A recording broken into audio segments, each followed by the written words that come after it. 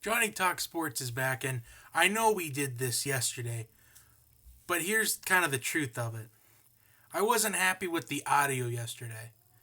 I feel like the audio could have been a little bit better. I feel like I could have talked a bit better in this. I feel like I went a bit too. I wasn't on the pace I wanted to be. So I'm hoping tonight's a better one. I hope I can get this information more efficiently than I feel like I did yesterday. So this is going to be try number 2 at this. So what I'm going to be doing here is my preseason top 25. And I know some people are going to have mixed feelings about it already off the bat. But I'm going to get started. Number 1, it's already going to be kind of a shocker. But I have the Oklahoma Sooners at number 1. And my reasoning behind this is they may have started off last season on the wrong foot. But it's the way they finished that has me as the preseason number 1. Because you have Baker Mayfield returning for his senior season. And he may have lost D.D. Westbrook. He may have lost his running backs in Joe Mixon and Samaje Perine. But he's still got a couple solid weapons out there. Like he's got Mark Andrews at tight end.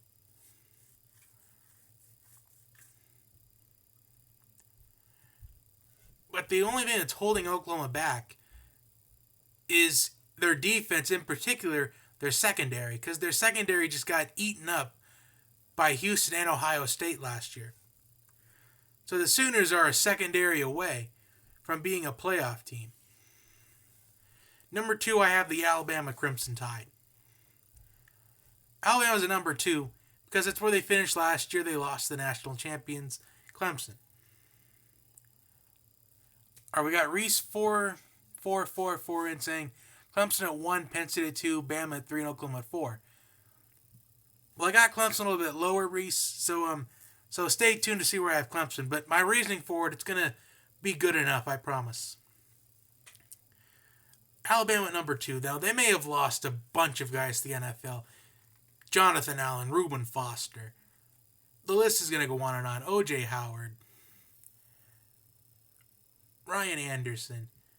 But Alabama's a team that reloads. You still got quite a bit of weapons out there. Like you got Jalen Hurts at quarterback. You still have Calvin Ridley, who's, I believe, is the best wide receiver in college football. He'll probably be at least the first or second wide receiver taken in next year's NFL draft. Number 3, I like the Ohio State Buckeyes. Now, Ohio State did not end the season well. A 31-0 beating against the eventual national champions Clemson in the Fiesta Bowl. But Ohio State's a team that's always going to be ranked really high in the preseason for as long as Urban Meyer's their head coach. And plus, you still have quarterback J.T. Barrett, who's returning for his senior season as well. Number 4, I like the Florida State Seminoles. So right now, if this was actually the poll, we would be set up for an Alabama and Florida State top 4 matchup. How's it going, UCF Jaguar? Or where do I have Auburn? Because I'm a Tigers. My favorite team's Texas A&M, but they're not going to be in this top 25. But I'll kind of get to that a little bit toward the end, because I'm going to explain what's moving forward for the college football preview. So we're set up for an Alabama-Florida State potential top 4 matchup, or even top 5 matchup. But I believe Nick Saban said the other day that he is confident that Florida State could be number 1 when the preseason polls come out, like the Associated Press. But I feel like the only thing that's stopping Florida State from being number 1 in the preseason, well, they do have a lot of good characters back on defense. UCF Jaguar says he's really hoping UCF can make a move into the Big 12 at some point in the next decade. Yeah, I think that's kind of a thing that's going to be another video for another day. Like changing the college football playoff system. That's going to be something I really want to kind of do an experimental video on to see what other people think. But Florida State's going to have a Heisman contender at quarterback in Deandre Francois. Considering he has a year under his belt now, I feel like the winner of Alabama and Florida State has a pretty easy road to the playoff if you think about it. Because I do believe that Florida State could beat Clemson this year. I believe if they were PK Lynn are there any small teams that are going to be in the top 20 like Western Michigan? No, not Western Michigan, but there's going to be another small team in here. So you might want to stay tuned. Although it may not be small, you may think that this team could be successful if they were in kind of the Power 5 conferences. But I'll give you on who it is. They got a new coach this year. Their head coach moved on. Their head coach from last year moved on to take over a position at a Pac-12 school. That's going to be the hint. Number 5, I got Penn State. And Penn State's number 5 because they did not start off really well last year. They got beaten up by Michigan 49-10. But that didn't stop the Nittany Lions from trying to make a run towards this playoff. Honestly, if there was about another week in college football, Penn State would have been in last year. Or if there was a 16 playoff, Penn State would have definitely been in there. And they'll also, in my opinion, have a Heisman contender in Trace McSorley. So we've got the first 5 quarterbacks that we've mentioned. Baker Mayfield for Oklahoma. Jalen Hurts for Alabama. J.T. Barrett for Ohio State. Deandre Francois for Florida State. And Trace McSorley for Penn State. Those are 5 really great quarterbacks. They could all end up as maybe a Heisman contender throughout some point in the year. Number 6, here comes another potential Heisman contender. Probably the first pick that might happen in the 2018 NFL Draft. USC. Now they're led by quarterback Sam Darnold, who took over the starting spot in the middle of the season last year. They did not get off to a good start. They started off 1-3, but USC just got hot at the right time. And right now USC, they do have a tough schedule this year. I'm going to admit that if I would have made this poll back, if I would have made this top 25 back in March or April, USC would have been number 1. But I kind of looked at it and I thought, just because a team does well one year doesn't mean they're going to do well the next. Because there are times where defensive coordinators will have an entire offseason, an entire summer, spring practice, fall practice, to figure out all these different kinds of quarterbacks. I feel like USC is going to be that team. A preseason Heisman predictions video and do a Heisman update every week ranking the top 5. I'll think about that. I'm going to keep that in mind. You'll have to remind me about that throughout the season. But I feel like Sam Darnold at quarterback for USC was the best thing to happen to this team. But they do got some tough games this year. I'm looking at week 3 against Texas in particular. That's be the first one that sticks out. We'll see what Tom Herman is made out of with this Texas team. How ready will Tom Herman have for them, for his boys that day? Number 7, I have the defending national champions, the Clemson Tigers. Now, Clemson has a quarterback battle. It's between Kelly Bryant and Hunter Johnson. So which one's going to be replacing the national champion quarterback in Deshaun Watson? I feel like that's been a quarterback. That's probably the most intriguing quarterback battle out of any of them. Because either one of these guys can start. Honestly, where is Johnny Clemson when you need him right now? I know it's not me. It's an actual Clemson fan. He's commented on several of my cultural videos in the past. So where is he when we need him? Number 8, I have Washington. And the question is Washington going to go back to where they were? Are they going to get back to the playoff? Because I've looked at their schedule and it kind of looks easy. Washington has the potential to start the season off 7-0, maybe even 8-0. I don't see Washington having many tough games this year. Or is Washington just that one-hit wonder team? Because Stanford is going to be back on the rise. Oregon's going to be back on the rise. I feel like Oregon's getting back on the right track. They're just having a harder time than most teams normally would. Number 9, I have the Wisconsin Badgers. Now, Wisconsin's always going to be a team that's going to be up there. Wisconsin is a really consistent team that's in a consistent conference. Although the Big Ten has been getting a little bit weaker all throughout time. Michigan's going to have a real test this year. I feel like Ohio State is going to be tested a little bit this year. Ooh, this is the most interesting question we've had so far. Brandon Schumack, who has the best chance at winning a national championship? The one coming up, or are you trying to ask which team has the best shot at winning the national championship right now?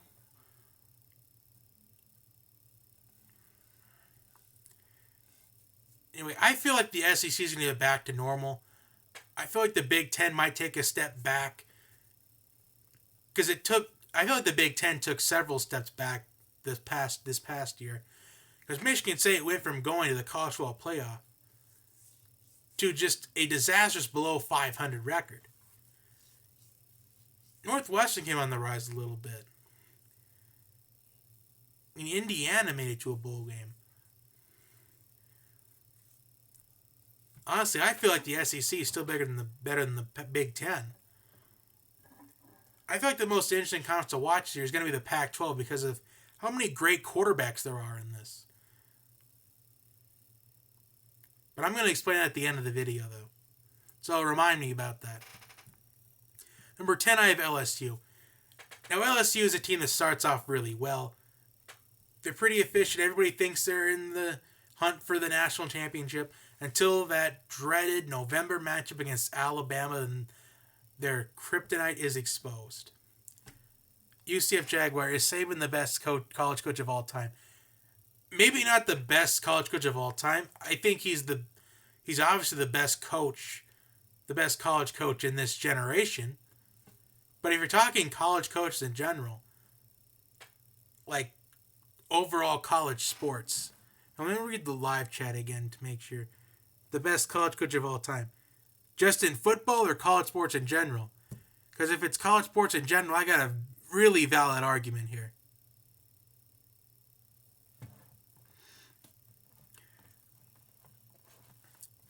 Okay, the best college football coach of all time. I feel like he's the best one in this generation, in the 21st century. But as for all time, I feel like maybe Bear Bryant could give him a run for his money.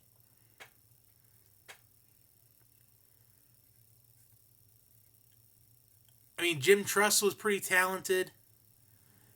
Joe Paterno was a really talented coach. Oh, come on. Brandon Schumacher, are you really trying to get information from me? Which Power 5 conference gets left out of the playoffs? Come on. Already? We can't even get past the top 25? Alright. I'll say this, though. I feel like this could be the first year where we see two teams from one conference in the playoff. But I'm not too sure about that yet. That's in the video for another day. 11, I have Michigan. Now, this is going to be a really, really challenging year for Michigan. This is going to be the test. Michigan at number 11. I feel like that's a solid spot for them because they were really efficient last year. They did lose 3 close games this year, including the bowl game against Florida State.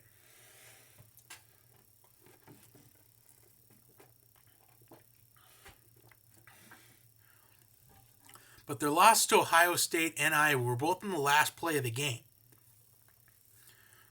So this is going to be the test for Jim Harbaugh. How is he going to do without all of those NFL players, all of those Michigan players going to the NFL? Michigan's going to be that team to watch in the Big Ten this year. I feel like how Michigan does is going to set the tone for what happens in the Big Ten. Number 12, I have Georgia. Georgia's got a really nasty running game coming back in Sony Michel and Nick Chubb.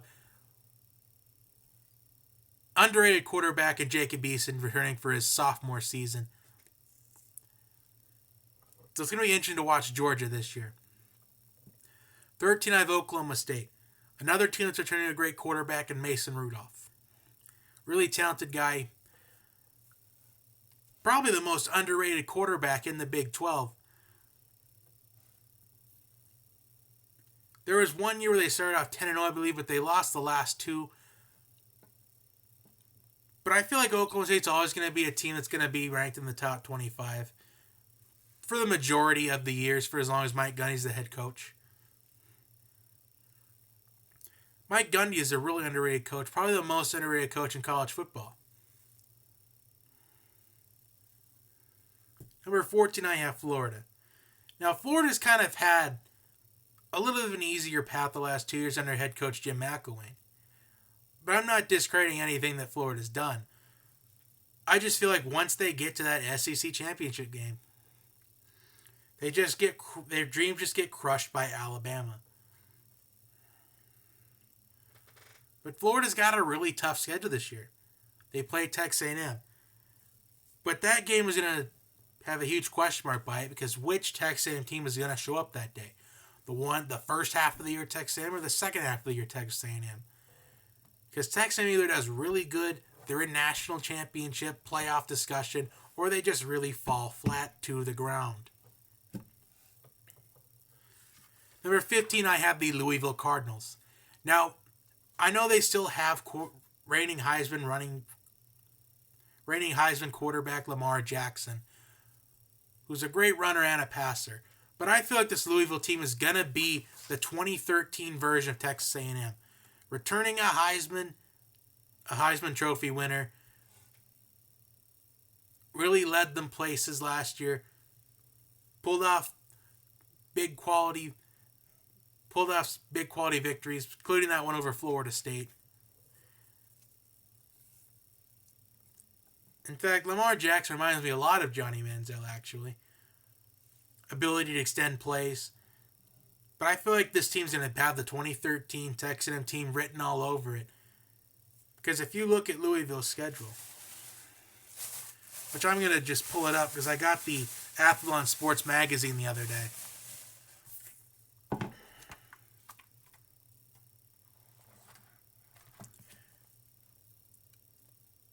On the road at North Carolina week 2. That could go either way. At home against Clemson. That's going to be a really challenging game again for them this year. Now, October 21st. On the road at Florida State. That's going to be a tough game. And they ended up losing their last 3 games of the year. In fact, including blowouts. 36-10 against Houston. 29-9 against LSU in the bowl game. And they got upset by Kentucky 41-38. Number 16, I have Stanford. Now, Stanford did not have the best of seasons last year. I feel like they're gonna go back to normal. They're not gonna be, I don't think they're gonna be national championship contenders, but they'll kind of go back to where they were in the years past, like probably a top 10 team, conference championship contenders, stuff like that. Number 17, I like the Kansas State Wildcats. I think Kansas State's going to be a team that flies under the radar in the Big 12. I feel like Kansas State can be that team that pulls off a surprising upset here and there. They could end up being this year's Washington. Because they got a pretty talented quarterback in Jesse Ertz, talented wide receiver in Byron Pringle. So Kansas State could make some moves in the Big 12. Number 18, I have the Auburn Tigers. Now, some will probably say that Auburn should be ranked higher. But I think Auburn is just okay at 18. Because we don't know what to expect out of Auburn this year. They did get Baylor transfer Jarrett Stidham at quarterback. We don't know how exactly he's going to do. How will he do in the SEC? We saw what he did at Baylor. We saw his limited time at Baylor of what he's capable of.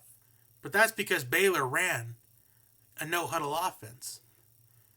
And Auburn has that tendency to run no-huddle offenses. But how is he going to do when he plays teams like Alabama and Texas A&M and LSU? Those 3 games are just going to be huge. They're going to be huge games for Auburn this year. Number 19, here's the team I was talking about. That small school team in a way, the group of 5 team, South Florida. Now, South Florida is a team that can really, I think they're going to fly under the radar. If you look at their schedule, they have a potential to go 10-2 or 11-1 and possibly steal that New Year's 6 bid. And when I look at this South Florida team, I kind of get reminded. I get reminded of the 2015 Houston and parts of the 2016 Houston. Quarterback Quentin Flowers. I feel like he's going to be a Heisman Trophy sleeper, which we're going to get to that another day. I think South Florida's going to raise some eyebrows this year. But when it happens, don't say I didn't warn you. Number 20, I have Tennessee. 21, I have Texas. Now, those are 2 teams that everybody just kind of gets on the bandwagon early in the season. But then they just seem to fall apart. They don't live up to their expectations. I've seen some Tennessee fans on Twitter saying that Butch Jones is on the hot seat. And some Texas fans are kind of getting excited for the Tom Herman era. But just because Tom Herman was successful at Houston, doesn't mean he's going to be successful at Texas. Because when you jump from the group of 5 to the Power 5, it's a challenge.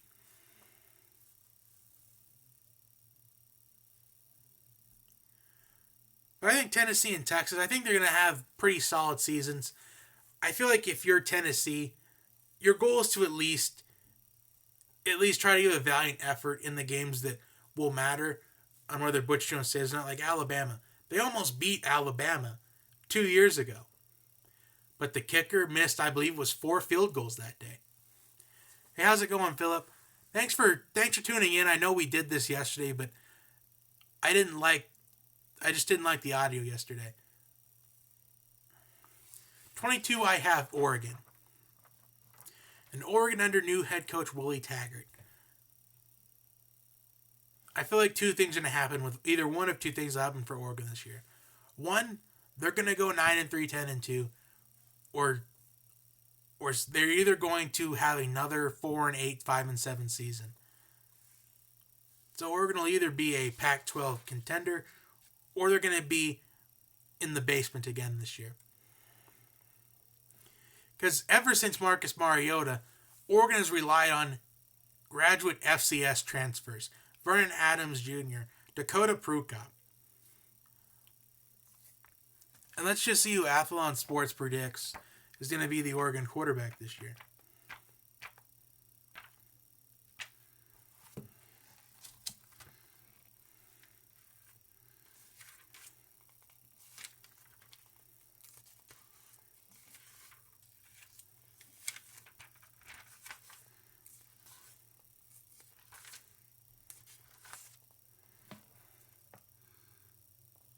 Virginia's going to be Justin Hubert this year. I feel like that's kind of where Oregon's offense needs to be, is under Justin Hubert.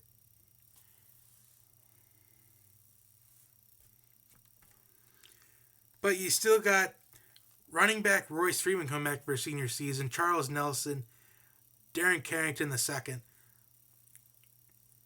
There's a lot of senior leadership on this Oregon offense and on the defense too.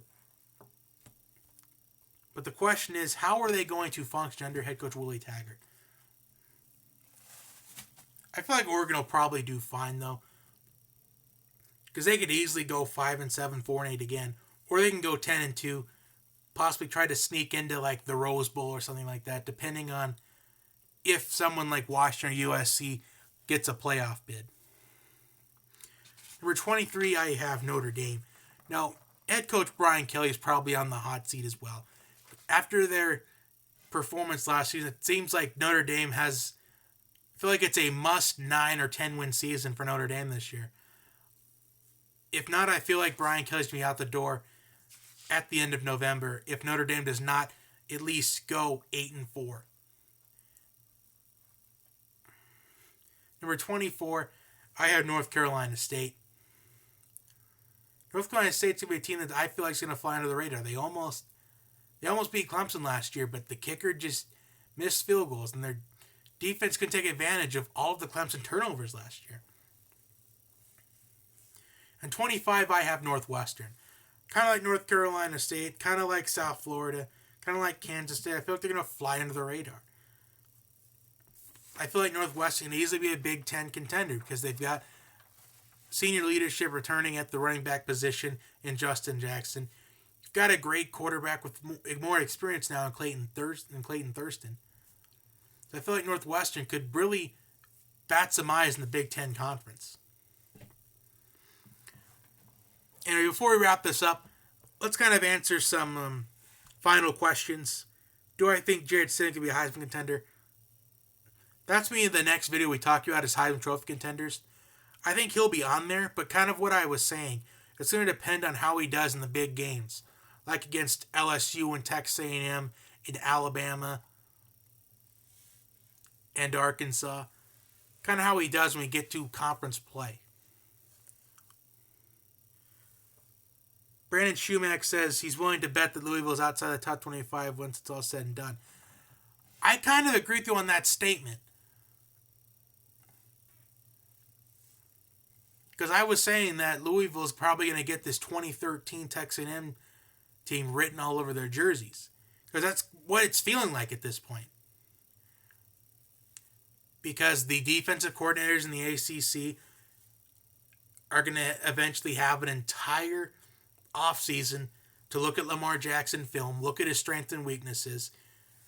But if I'm a defensive coordinator in the ACC, I'm looking at that Houston game.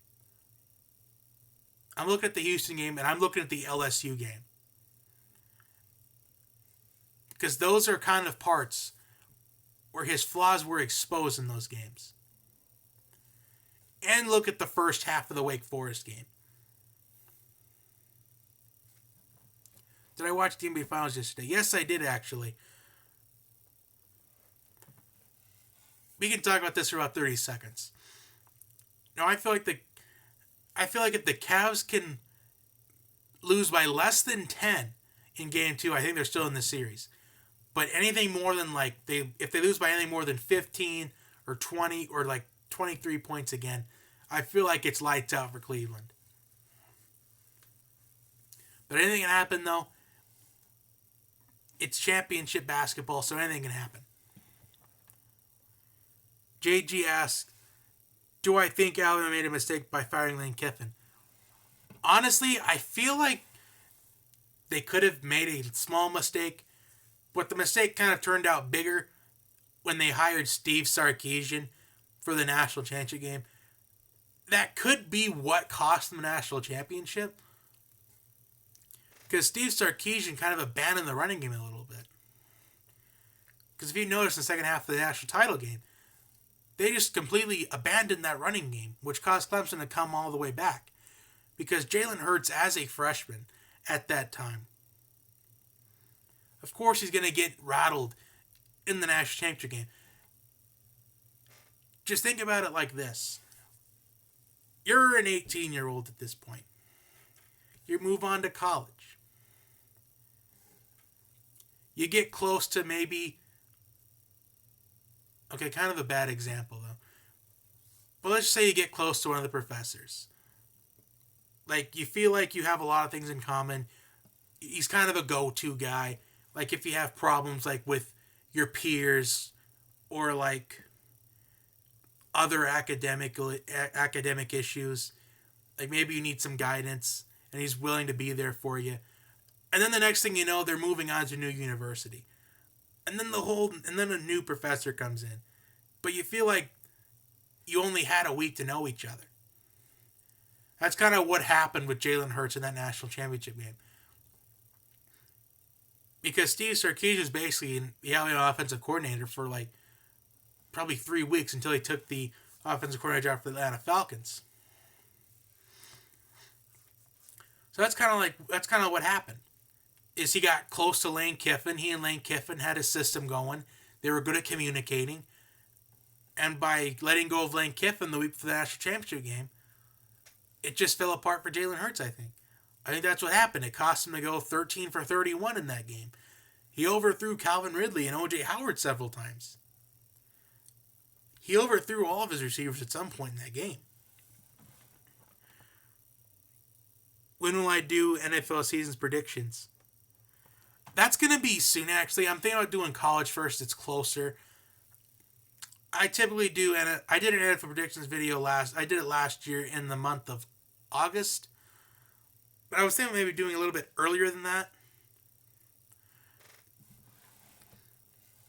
But we'll see what happens. JG, good take on it. That means a lot coming from you, man. Thank you for subscribing to me. Anyway, that's gonna wrap it up. Thank you for tuning in tonight. I can't wait till college football either, Philip. Reese 444 will sell his trade the first pick. That's another video for another day. But I promise I will get to it. I'm going to write it down for my future videos. Anyway, that's going to wrap it up. Follow me on Twitter at JB Talk Sports. Thank you for everybody that tuned in tonight. And I will see you next time.